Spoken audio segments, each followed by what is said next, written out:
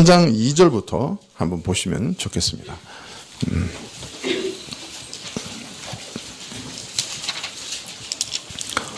네. 요한이 지금 바울이 디도에게 말한 것을 잘 설명해 주고 있는데요. 요한일서 3장 2절, 신약 390쪽입니다. 예. 요한일서 3장 2절과 3절을 우리가 다 함께 봉독하시면 좋겠습니다. 시작. 사랑하는 자들아, 우리가 지금은 하나님의 자녀라. 장래에 어떻게 될 것은 아직 나타나지 아니하였으나 그가 나타내심이 되면 우리가 그와 같을 줄을 아는 것은 그에 계신 그대로 볼 것을 인함이니 주를 향하여 이 소망을 가진 자마다 그의 깨끗하심과 같이 자기를 깨끗하게 하느니라. 여기서 그가 누구죠? 그가 나타내심이 되면 그와 같을 줄을 알고 그가 계신 그대로 볼 것을 인함이니 할 때 그가 누구죠? 예수님이시죠. 그럼 예수님으로 다시 넣어서 한번 읽어볼까요? 사랑하는 자들아, 우리가 지금은 하나님의 자녀라. 장래에 어떻게 될 것은 아직 나타내지 아니하였으나 예수님이 나타내심이 되면 우리가 예수님과 같을 줄을 아는 것은 예수님이 계신 그대로 볼 것을 인함이니 예수님을 향하여 이 소망을 가진 자마다 예수님의 깨끗하심과 같이 자기를 깨끗하게 하느니라. 예, 잘 읽으셨습니다. 네, 먼저 요한은 우리가 지금은 하나님의 자녀다 이렇게 얘기하고 있습니다. 지금 우리의 신분이 누구냐? 하나님의 자녀다. 요한복음 1장 12절에 보면 영접하는 자 곧 그 이름을 믿는 자들은 하나님의 자녀가 되는 권세를 주셨다 그렇게 얘기하고 있습니다. 예수님이 누구신지를 참으로 알고 예수님을 나의 메시아여 하나님의 아들로 믿고 예수님께 자신의 영혼을 맡기는 자는 이미 하나님의 자녀가 됐다. 네, 자녀가 되는 권세를 얻었다. 그 양자 됐다는 얘기예요. 법적으로 입양됐다. 네, 그래서 원래 하나님의 자녀가 아니었는데 하나님의 자녀로 입양됐다. 이제 그렇게 얘기합니다. 그래서 이제 우리는 하나님의 자녀의 권세를 이미 이 땅에서 가지고 있습니다. 자녀의 신분을 갖고 있어요. 신분만 가지고 있는 게 아니라 자녀로서의 특권과 축복과 은혜도 함께 누리고 있는 것이죠. 하나님께서는 우리를 자녀로 인정하시죠. 우리는 하나님께 기도할 때 누구라고 부릅니까? 예? 아버지라고 부릅니다. 아니, 아버지라고 부를 수 있는 게 함부로 아버지라고 부를 수 있는 사람이 부를 수 없죠. 그죠? 자녀된 사람만 아버지라고 부를 수 있는 거예요. 우리 하나님을 아버지라고 이렇게 부를 수 있는 특권이 있습니다. 하나님은 우리를 자녀로 삼으시고 자녀에게 필요한 모든 것을 공급하시고 특별히 하나님의 자녀답게 하나님의 새로운 생명으로 저에게 공급해 주십니다. 그래서 우리는 성령 안에서 하나님의 새로운 생명을 누립니다. 영원한 생명을 누립니다. 그리고 사랑하는 아버지와 함께 이 땅에서도 신령한 교통을 갖습니다. 말씀을 통해 하나님의 음성을 듣고 또 우리가 기도하며 하나님께 우리의 음성을 아뢰입니다. 이 땅에서도 죄사함을 얻고 죄 없다 하심을 얻고 특별히 의롭다 하심을 얻고 하나님의 자녀로서 예수님 안에서 하나님의 모든 축복을 누립니다. 자, 그런데 이런 현재의 모습을 가리켜 아직 장래에 우리가 받을 더 큰 은혜, 더 복된 모습은 아직 나타나지 않았다 이렇게 얘기하고 있어요. 지금 우리가 이미 하나님의 자녀인데 자녀된 영광과 신분을 이 땅에서도 누리고 있는데 그러나 하나님의 자녀로서의 그 완전한 영광이 아직 드러나지는 않았다 이렇게 얘기하고 있습니다. 우리가 아직 누릴 것이 더 있다는 거예요. 우리가 받을 영광이 더 있다는 거예요. 받을 축복이 더 있다는 거예요. 더 크고 더 큰 영광이 이제 완전한 모습을 드러날 때가 있다는 거예요. 그래서 우리는 그것을 기다리고 있다는 거예요. 참, 이 땅에서 살아가면서 하나님의 자녀라고 하는 특권을 갖고 신분을 갖고 살아가는 것만 해도 복된데 장차 우리 신자에게 나타날 영광은 참 더 큰 영광, 완전한 영광이라고 하시니 그 영광은 도대체 어떤 것이냐? 그것을 요한은 오늘 오늘 요한일서 3장 2절 하반절에 말씀하십니다. 그 영광은 어떤 것이냐? 그가 나타내심이 되면 우리가 그와 같을 줄을 아는 것은 그에 계신 그대로 볼 것을 인함이라. 그가 재림하시면 역사의 종말이 이르러서 역사가 이제 끝나는 날에 그가 이제 나타나실 때 우리가 보게 될 거라는 거예요. 뭘 보게 되는 거예요? 우리가 누구와 같을 것을? 예수님과 같을 것을 보게 될 거라는 거예요. 얼마나 놀라워요. 우리가 누구하고 같아질 거라고요? 예수님과 같아질 거라. 네. 여기서 같다 하는 말은 이런 말이에요. 그 모나미 볼펜 중에 153 볼펜 있죠. 많이 쓰시는 볼펜. 그죠? 그 볼펜 두 자루가 있으면 그때 이 두 자루를 뭐라 그래요? 같다라고 얘기해요. 여기서 말하는 같다 하는 말이 그 말이에요. 알로스라는. 네. 같다는 말이에요. 무엇에 같다고요? 예수님의 영광에 같다는 거예요. 예수님의 영광에 참여한다. 예수님께서 재림하시면 그의 신적 영광에, 그의 본질에 우리가 참여하게 된다. 네. 물론 우리가 삼위일체 하나님이 된다. 이런 얘기는 아니에요. 그런 말은 아니고. 그러나 그가 지금 육신을 입고 하늘에 계신데 그가 하나님의 아들로서 하늘에서 누리는 그 복된 영광을 우리가 다 누린다는 거예요. 자, 그러면 그리스도께서 이루신 영광과 동일한 질의 영광을 입는다는 말이 도대체 무슨 말이냐?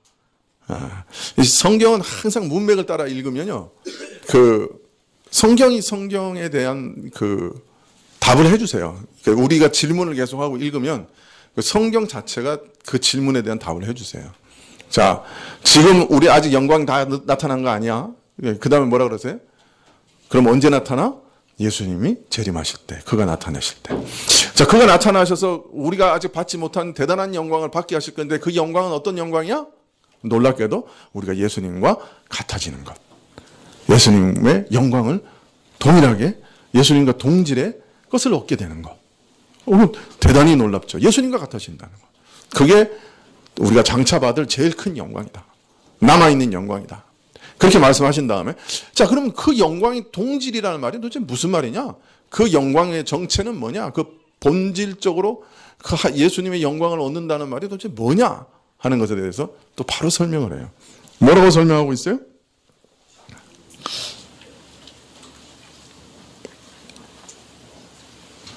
그가 계신 그대로 우리도 그를 볼 것이다. 이게 무슨 말이에요? 그가 계신 것을 내가 보게 될 것이다. 그게 영광의 본질이라는 거예요. 이게 무슨 말이에요?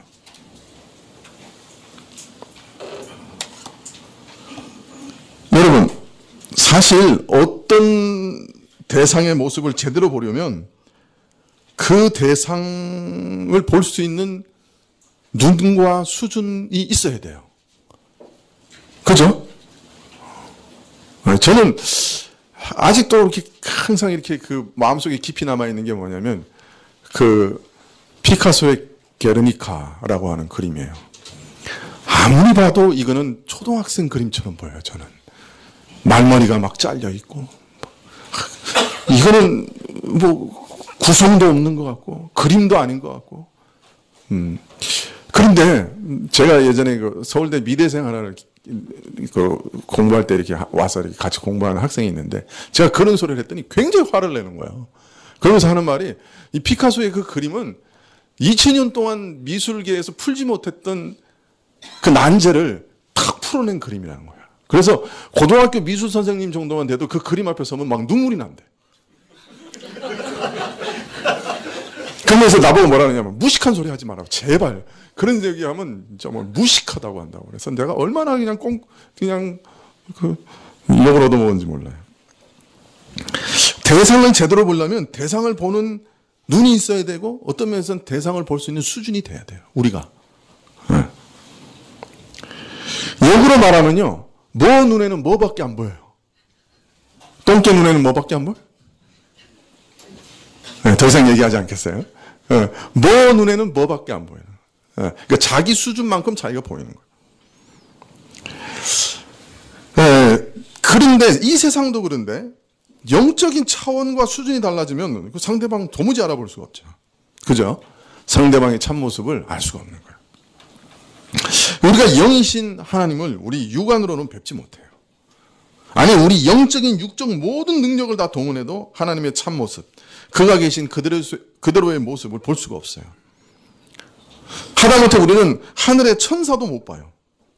이것은 우리가 속하여 있는 차원과 천사들이 속하여 있는 차원이 서로 다를 뿐만 아니라 우리가 가지고 있는 영적 능력이 미치지 못하는 거예요. 우리 수준이 안 돼요.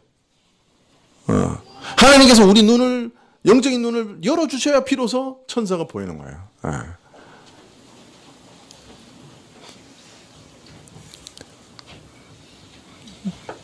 저는 믿음의 눈으로 볼 때, 지금 우리가 예배 드릴 때 천군 천사가 옆에 함께 예배 드린다고 믿는데 여러분은 안 보이죠?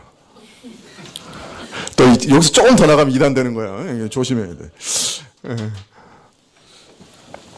그러나 우리 눈으로는 안 보여요.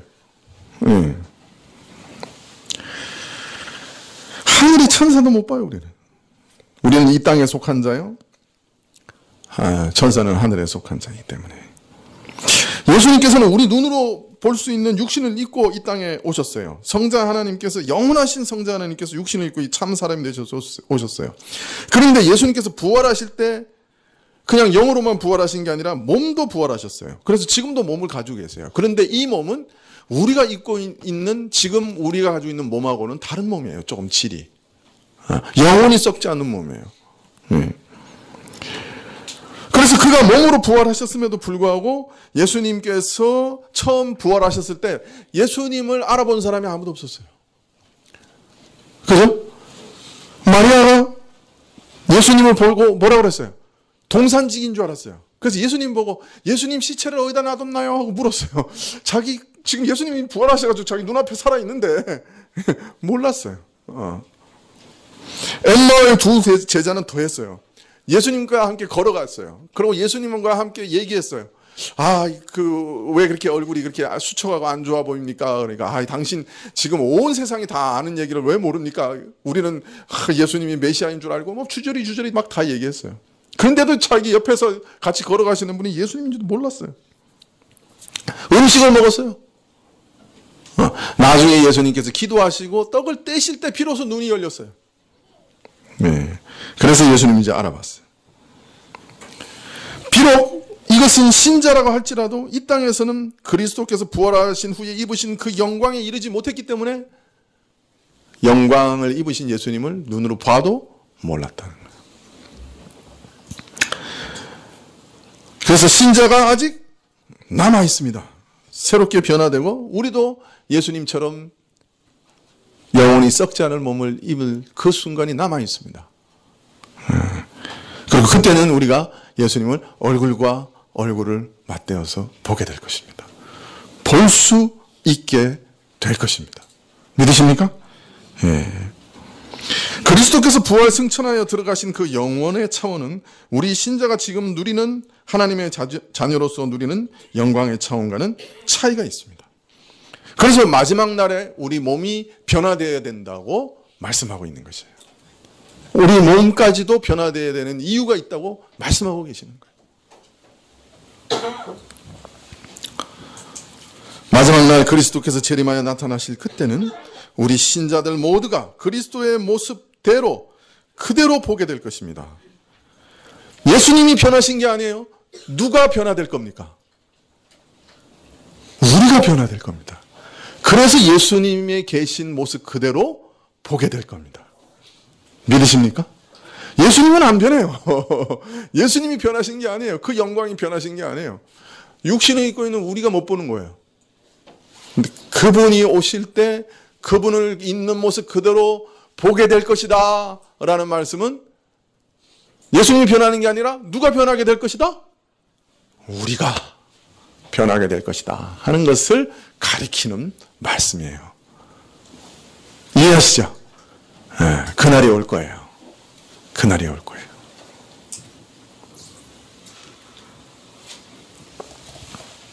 우리가 변해서, 우리가 그리스도와 같이 영화롭게 변해서 예수님의 영광을 볼 정도가 될 것입니다. 그리스도의 영광과 동일한 차원의 영광에 들어가게 될 것입니다. 그래서 그 있는 모습 그대로 볼 겁니다. 우리 신자가 장차 누리게 될 영광은, 하나님의 자녀로서의 완전한 영광은 그리스도의 영광과 동일한 차원, 동일한 질의 영광입니다. 그래서 우리가 그와 같을 것이다 라고 말씀하고 있습니다. 신나죠? 자, 그런데 예수님의 모습과 같이 변한다 하면 여러분은 가장 먼저 뭐가 생각이 나세요? 예수님의 모습까지 같이 변화될 거다 그러면, 야, 내가 어떤 모습으로 변화될 거다, 어떤 상상이 되세요? 많은 사람들은, 성경을 조금이라도 아는 분들은 변화산을 생각하실 거예요.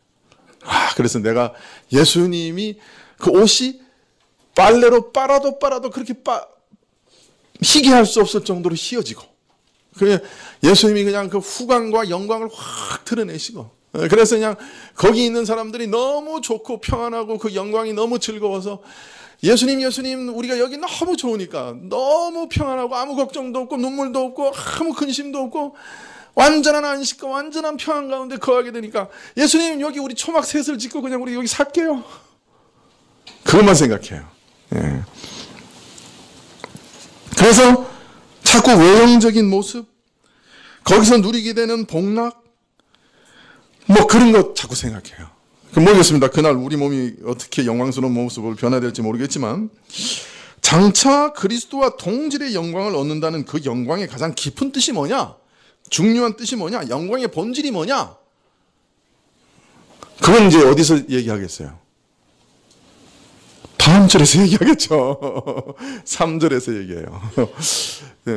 3절에서 그러면 그 변화되는, 예수님과 같이 되는 동질의 그 영광의 본질이 뭐냐?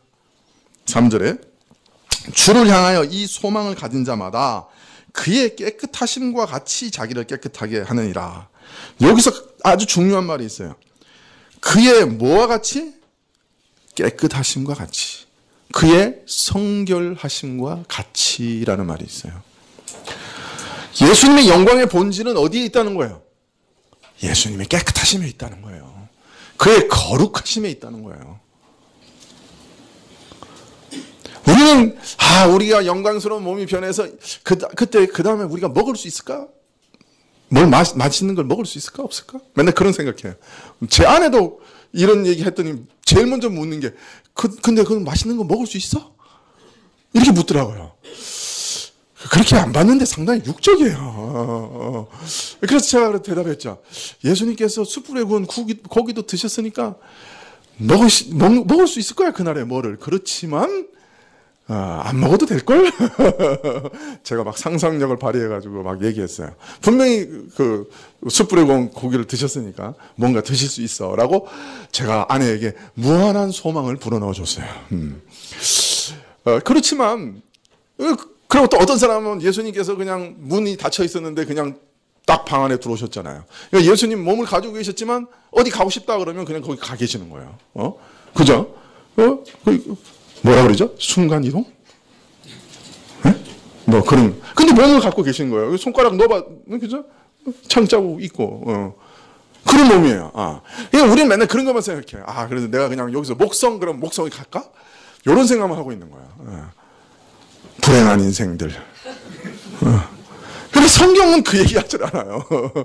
성경은 우리가 예수님과 같이 영광스럽게 된다 할 때 그 본질이 뭐냐 하면 예수님과 같이 거룩하게 된다란 말이에요. 예수님의 성결하심과 같이 성결하게 된다.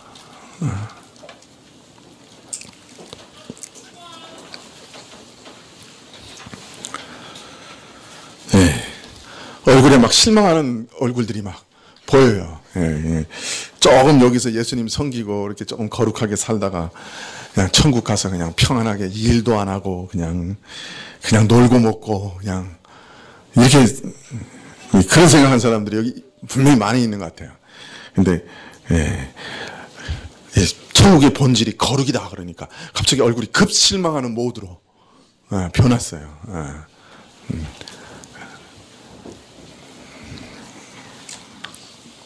여러분, 천국은 그런 부패한 영광이 아닙니다. 예. 천국은 거룩의 나라예요.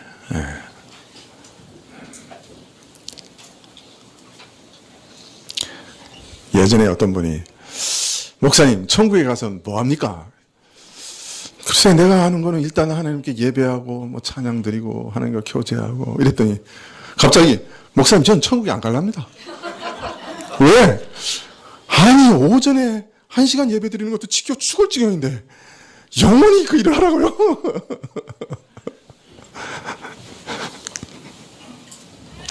그렇게 생각하시는 분들이 여기 꽤 있어요 지금 보니까. 그래서 여러분 그때는 우리 감각이 달라질 거예요. 그러나 사실 지금도 예배 드리는 게 기쁘잖아요. 우리 마음에 평안이 있고 하나님의 영광을 바라보고 그의 진리 지식이 우리를 즐겁게 하잖아요. 그때 가서는 어떻게 변할지 그거는 우리가 상상할 수 없는 거예요. 정말 그 물고기가 물 속에서 이렇게 지나가다가 물 위로 탁 튀어 올랐는데 옆에 고속버스가 싹 지나갔어요.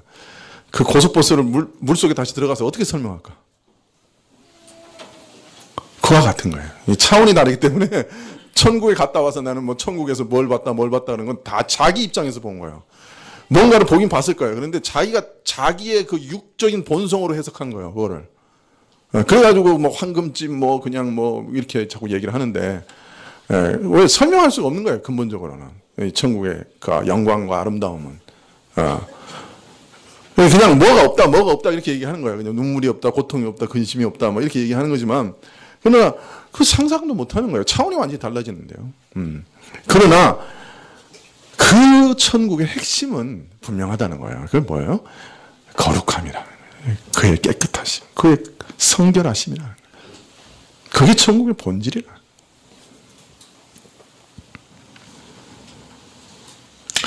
자, 그러면 사도가 왜 이처럼 마지막 날 주와 같이 될 것이라고 하는 이 비밀을 이렇게 역설하고 있느냐? 왜 이렇게 말씀하고 있느냐? 그 이유가 3절을 꼭 지금 말하고 싶기 때문이에요. 그러니까 진짜 바울 사도가 우리에게 말하고 싶은 건 뭐예요? 몇 절이에요? 3절이에요. 3절에 뭐라 그래요? 주를 향하여 이 소망을 가진 자마다 그의 깨끗하심과 같이 자기도 깨끗하게 한다. 이거 말하고 싶었던 거예요. 부활의 영광을 믿고 기다리는 사람, 주의 성결하심 같이 자기를 성결하게 한다. 이 말씀하고 싶으셨던 거예요. 이 땅에 속하지 않는 영광, 순전하고 거룩한 영광을 예수님처럼 순결하고 거룩하게 되는 것을 바라고 기다리는 우리 신자는 자연히 이 땅에 사는 동안의 영광, 그 성결, 그 거룩을 소망하며 자기를 변화시켜 나갈 것이다. 그렇게 말하고 있는 거예요. 예수님을 보니까 너무너무 아름다워요. 우리는 맨날 지하철만 타도 그냥 남자들, 예쁜 아가씨들, 짧은 치마 입은 아가씨들 그거 보느라고 눈이 이렇게 휘둥그레졌는데 예수님은 마리아하고 혼자 방에 앉아 계셨어도 그런 생각 전혀 안 하시는 분이에요. 완전히 거룩한 분이에요. 우리는 잔인하고 우리는 비정하고 우리는 무자비해요. 그래서 누가 그냥 스피커 맞아가지고 죽었다 그러면 여기 늙은 사람이 왜 거기 가가지고 죽냐? 그냥 잘 죽었어? 이거 얼마나 완악해요. 우리 마음이 아주 참 지독하게 완악하잖아요. 우리 무자비하잖아요. 좀 무정하잖아요. 그런데 예수님은 그렇지 않으세요. 한 사람 한 사람 끝까지 사랑하시되 끝까지 자기를 배반하는 유다를 끝까지 사랑하셔서 얘야, 그건 네가 배반할 거야 알려주시면서 그러나 배반하지 마라. 베드로가 누가 배반할 거예요? 내가 이거 소금 찍어서 주는 기름인가요? 찍어서 주는 자다. 그러고 또 줘요. 끝까지 사랑하세요. 그러면서 계속 회개로 촉구하세요. 버리지 않으세요. 자기를 배반하고 자기를 죽이려고 하는 자도 예수님은 배반하지 않으셔요. 끝까지 사랑하셔요. 신실하신 분이에요. 우리하고 다른 분이에요. 완전히 다른 분이에요. 그런 성결한 모습을 우리가 보고 야, 이것이 바로 정말 원래 우리를 지으신 그런 아름다운 모습이구나. 이게 정말 아름다운 모습이구나. 내 양심이 정말 그걸 요구하고 있구나. 그걸 소망하고 있구나. 그걸 깨닫게 되면 그 예수님을 만나러 가면서 나도 그 예수님처럼 변화될 것인데, 나도 그 예수님처럼 변화될 사람이니 오늘 이 땅에서도 내가 그렇게 거룩하게 변화되어 가야겠다. 그렇게 살아가야 되겠다. 그런 소망으로 살아가게 된다는 거예요. 내가 이러한 새 생명으로 마지막 날 완성이 될 것이니, 아니 이 생명이 내 안에 이미 들어와 있어서 그러한 모습으로 변화되게 나를 계속해서 인도하고 있으니, 마지막 날 그런 성결한 모습으로 완성될 것이니 나도 그렇게 거룩한 모습으로 지어져 가야 되겠다 하고 그 영광을 사모하며 발맞추어 가게 된다는 거예요. 만일 그 사람이 이러한 성결을 추구하지 않는다면, 어떤 사람이 나는 믿는 사람입니다, 나는 부활을 믿습니다, 나는 천국에 갈 것입니다 하고 얘기하면서 이런 성결을 추구하지 않는다고 하면 그 사람은 한 번도 예수님의 아름다우심을 심령에 경험한 적이 없는 사람이에요. 실제로는 그는 영생의 그 능력을 이 땅에서 경험해 본 적이 없는 사람이에요. 매일 거짓말하고, 매일 남 비유하고, 매일 시기 질투하고, 무정하고 무자비하고, 부모를 모욕하고 때리고 치고, 가난한 자의 이빨 사이에 낀 것이라도 빼앗아 먹으려고 하는 우리 자신의 모습을 보면서 참 비참하구나. 예수님과 비교하면 정말 비참하구나. 너무나 더럽구나 하는 것을 깨닫지 못한다면 그 사람은 아직 예수님을 만난 적이 없는 사람이에요.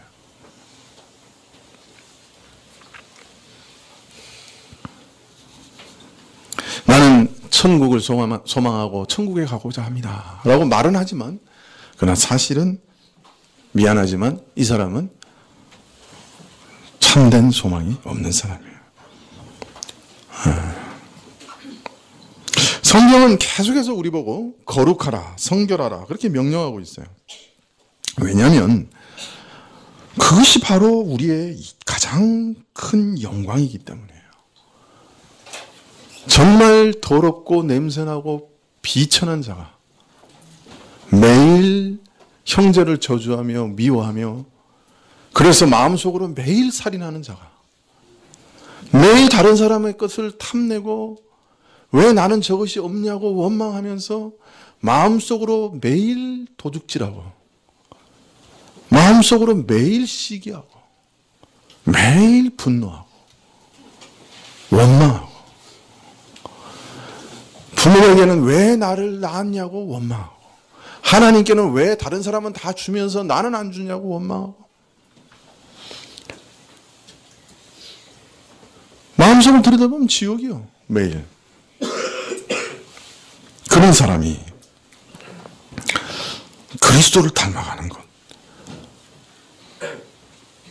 그 그리스도의 완전하심을 닮아가는 것, 이게 우리의 영광이란 말이에요.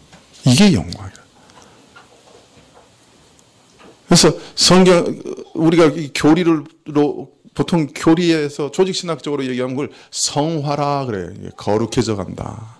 근데 사실 성경에는 또 다른 말로는 그것을 영화라고 말해요. 로마서 8장에서는 뭐라고 그러냐면 불로 믿게 한 자들을 의롭게 하시고 의롭게 하신 자들을 영화롭게 하신다라고 얘기했는데, 여기서 영화롭게 하신다는 말은 죽은 이후의 영광만을 얘기하는 게 아니에요. 성화를 여기서는 영화라고 얘기해요. 그것이 영광이라는 거예요. 우리에게는. 그런 반역자, 그런 처참한 도둑놈, 그런 살인자, 그런 비정한 자, 그런 무정한 자, 그런 무자비한 자, 그런 은혜도 모르는 자, 그렇게 원망하는 자, 그런 자들이 바뀌어서 그리스도의 형상이 되는 것, 그게 인간에게 있어서는 가장 큰 영광이라는 말이에요. 그게 가장 큰 복이란 말이에요. 그래서 하나님 자꾸 내가 거룩한 것처럼 너희도 거룩하라고 말씀하시는 거예요. 그보다 더 큰 복이 없으니까. 여러분, 말씀 계명을 지키는 것이 가장 큰 복이에요. 그게 가장 큰 은혜라고요. 자꾸 말씀드리지만 천국은 일 안 하고 먹고 잘 살고 그런 거 다 이단들이 말하는 거예요. 그 이슬람이 대표적인 거 아니에요. 이 땅에서 못 누려본 복 다 누린다. 이슬람을 위해서 순교하는 사람은 72명의 초록색 옷을 입은 여자를 그것도 처녀로 받고 재물을 받고 주지 육림에서 술을 마음껏 퍼마신다. 이게 천국이에요. 이슬람에. 근데 이단들이 가르치는 천국이라고요. 그래서 성경은 그런 천국 말씀하신 적이 없어요. 성경은 천국은 그 본질이 성결이라 거룩이라고 해요. 우리는 자꾸 거룩하라 그러면 되게 부담스럽게 생각해요. 무거운 짐처럼 생각해요.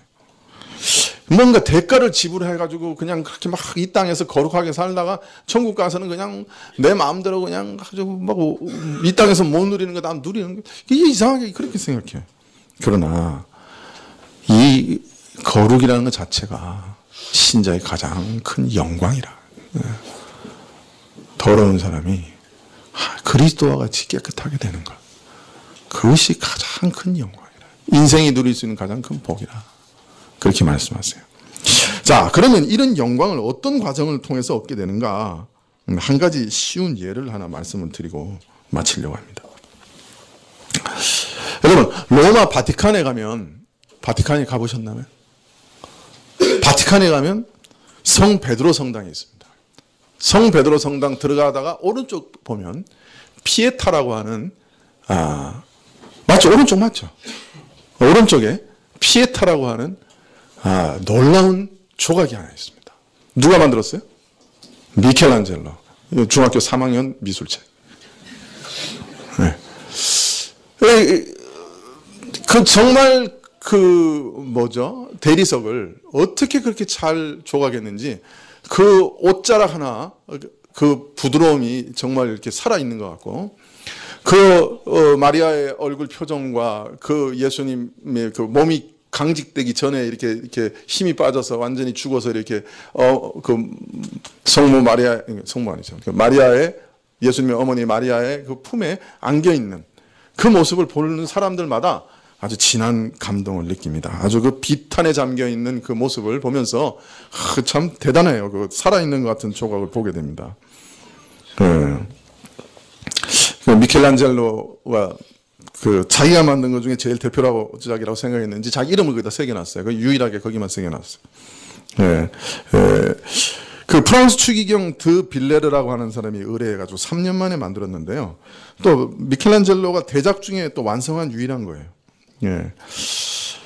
자, 그 피에타상이 완성됐을 때 교황과 추기경과 귀족들이 제막식에 다 모였어요. 쫙 가려져 있다가 쫙 벗겨내니까 이 땅에 이런 조각이 있나. 전부 다 놀라고. 참 그 조각을 보는 사람마다 가슴이 저미는 아픔과 성스러움을 함께 느꼈어요. 교황이 미켈란젤로에게 이렇게 합니다. 당신이야말로 최고야. 최고 예술가야. 위대한 예술가야. 그때 미켈란젤로가 이렇게 대답합니다. 교황성아, 피에타상은 제가 조각하지 않았습니다. 저는 다만 하나님이 대리석 덩어리 안에 만들어 놓으신 피에타상이 드러나도록 겉에 있는 부스러기들을 제거했을 뿐입니다. 대단히 놀라운 말을 했죠. 네, 어떤 면에서는 그 미켈란젤로는 그 돌덩어리를 보면서 피에타상 원형을 본 거예요. 거기서. 그리고 그 원형을 따라 자기가 돌무더기들을 제거해 간 거예요.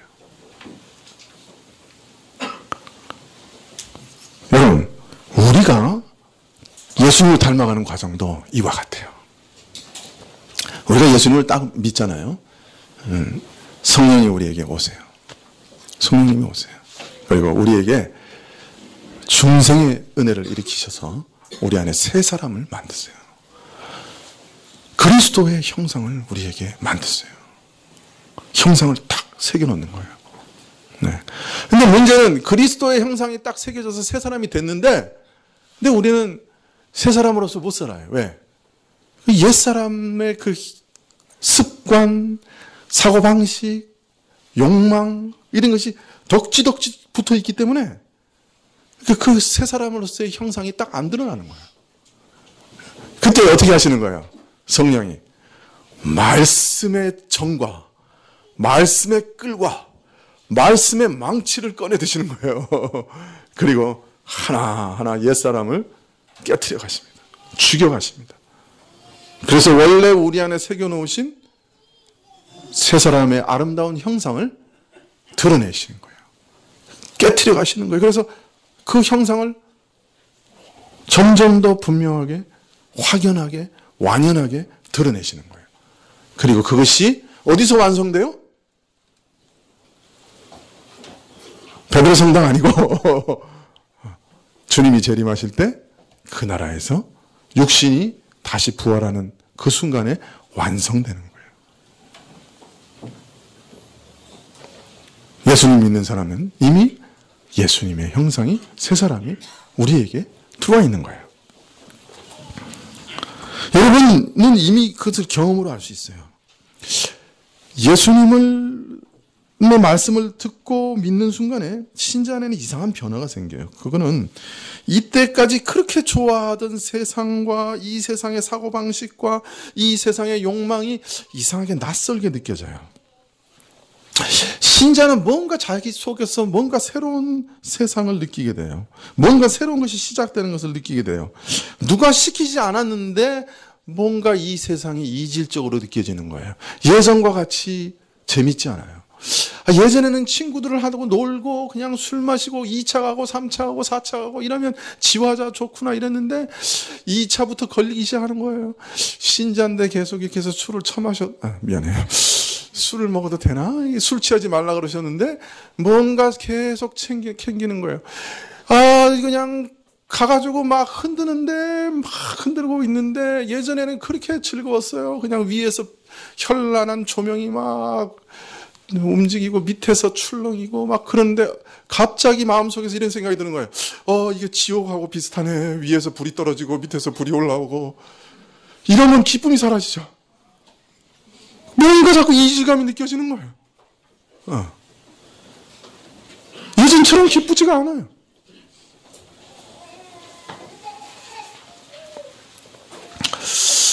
그래서 세상을 따라가려니까 세상에서 이렇게 열심히 안 하면은 세상에서 그냥 뒤쳐져서 이렇게 자꾸 이렇게 세상에서 뒤쳐지는 것 같고 그렇다고 세상에 너무 가까이 가려고 그러면 내 속에서 뭐가 자꾸 캥겨. 뭐가 아닌 것 같아. 그래서 세상 사람들도 어느 순간부터 나를 이상하게 봐.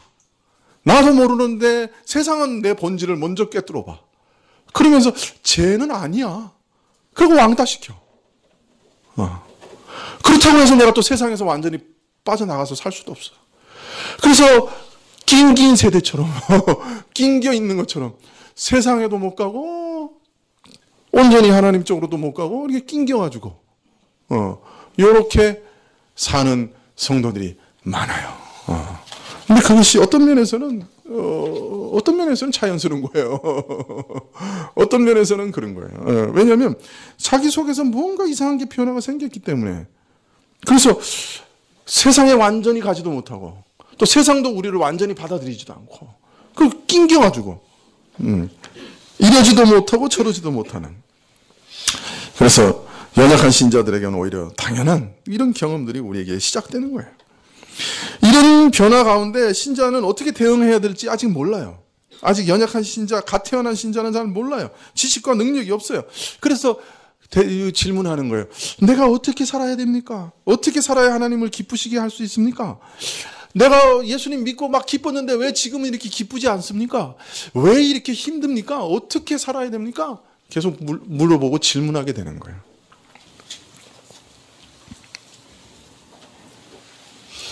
성령께서 이제 말씀의 망치와 끌과 정으로 우리에게 연단하시면서 우리를 그래서 조금씩 새겨 나가시는 거예요. 여러분, 정이 와서 땅 때리면 할렐루야 그럽니까? 아이고 그럽니까? 누군가 와서 그냥 계속 때립니다. 그냥 계속 그냥 꽝꽝 부숩니다.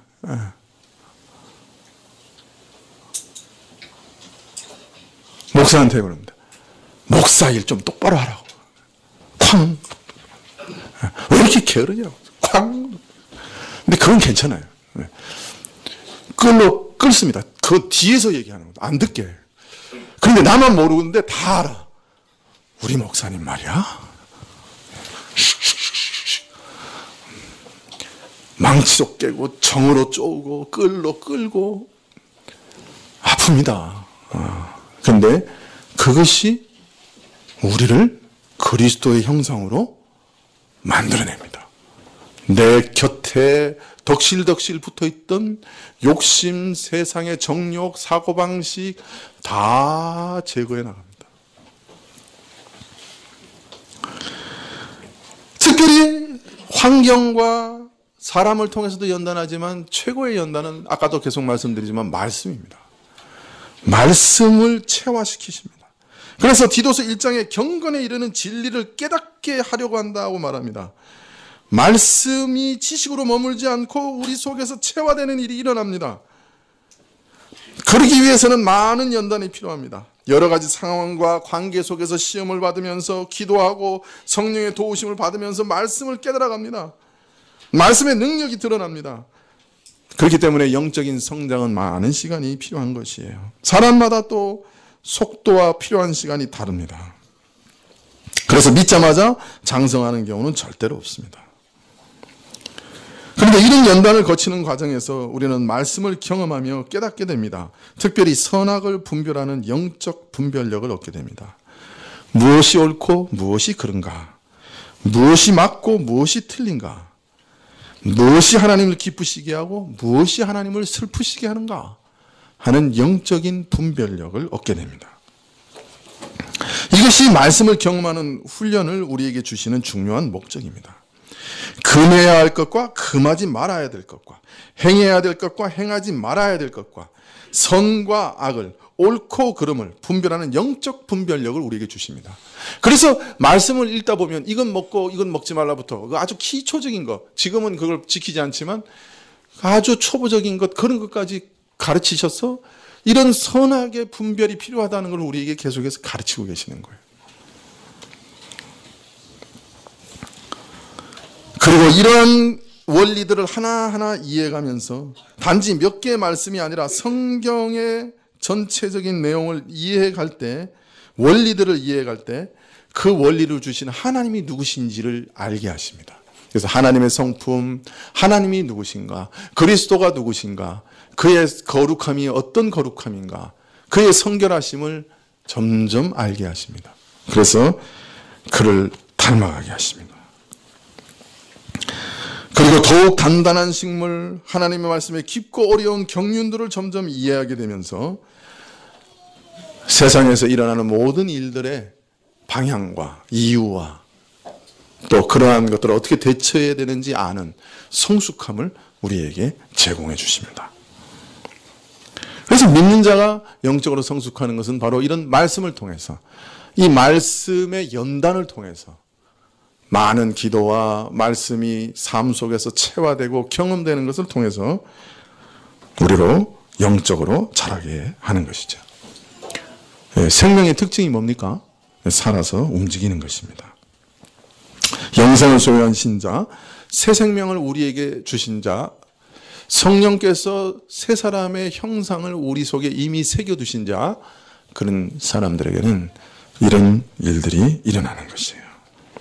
이런 과정, 말씀의 연단을 통해 우리 옛사람이 계속 부서져 가고 죽어져 가고 떨어져 나가는 그런 연단의 과정을 통해 경건한 삶을 꾸준히 연습하다가, 경건한 삶을 꾸준히 연습하다가, 거룩한 삶을 꾸준히 살아가다가 마지막 영광에, 마지막 완성에 이르는 것이 신자의 삶입니다. 여러분, 피에타 정도는 될 게 아닐 겁니다. 비교할 수 없을 겁니다. 마지막 날 하나님께서 우리를 완성시키시는 그날, 우리를 보면서 놀랄 겁니다. 야, 내가 어떻게 이런 걸 다 믿었지? 데살로니가 그렇게 얘기하고 계세요. 야, 내가 어떻게 이런 걸 다 믿었지? 라고 자탄하게, 자기가 감탄하게 될 겁니다. 믿으시기 바랍니다. 기도하십시다.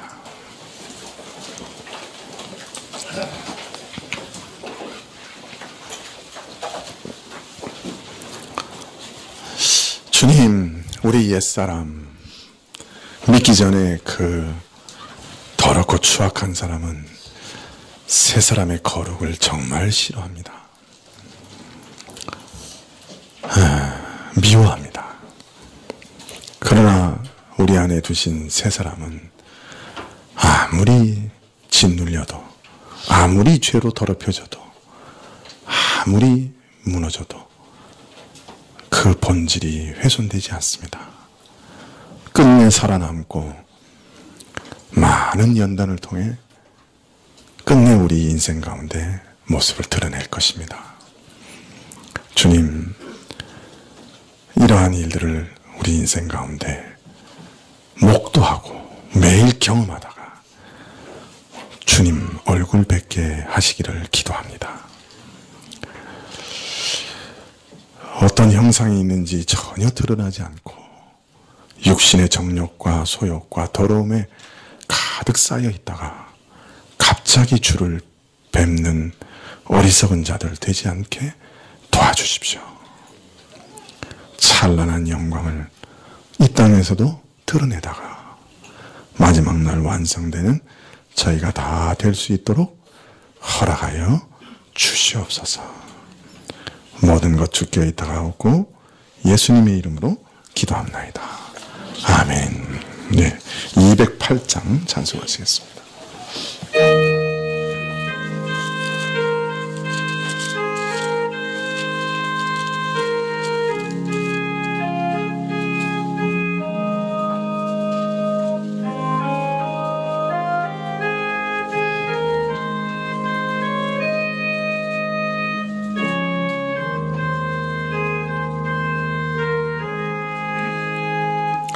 주 예수 내 맘에 들어와 계신 후 변하여 새 사람 되고